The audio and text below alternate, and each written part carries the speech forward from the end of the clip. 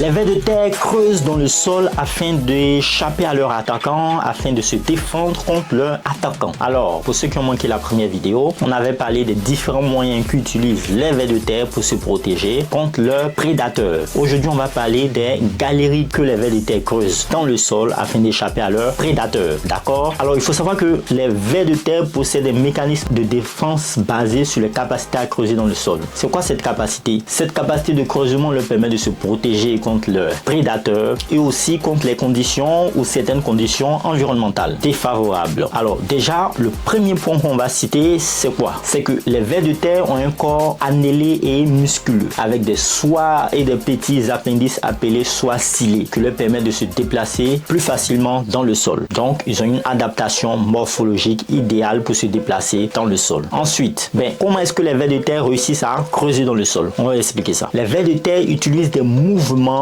musculaires ondulatoires pour progresser dans le sol. Ça veut dire qu'ils progressent en fait comme des ondes. Voilà, ils se font en fait comme des ondes. Comme des ondes. Voilà. D'ailleurs, il y a une vidéo très intéressante sur les ondes sonores. Vous pouvez aller regarder sur la chaîne Science et Culture TV. Donc, ils alternent, les vers de terre alternent entre l'extension et la contraction de leur segment corporel pour créer des mouvements de va-et-vient qui leur permettent de se déplacer à travers le sol. Donc, ça, c'est le mécanisme de creusement de vers de terre dans le sol. Ensuite, qu'est-ce qu'on peut ajouter? On peut dire qu'en creusant dans le sol, les vers de terre peuvent échapper à la chaleur excessive, au froid intense et bien sûr aux prédateurs ou à d'autres conditions environnementales défavorables. De plus, le creusement leur permet d'aérer et de mélanger les couches du sol, favorisant ainsi l'oxygénation et la décomposition de la matière organique. On avait dit que l'oxygène se trouvait dans l'air, dans l'eau et dans le sol. Et bien, quand le dioxygène se trouve dans le sol, et bien le fait que les vers de terre se déplacent dans le sol, cela permet aussi d'apporter de l'air dans le sol, de bien disperser l'oxygène dans le sol.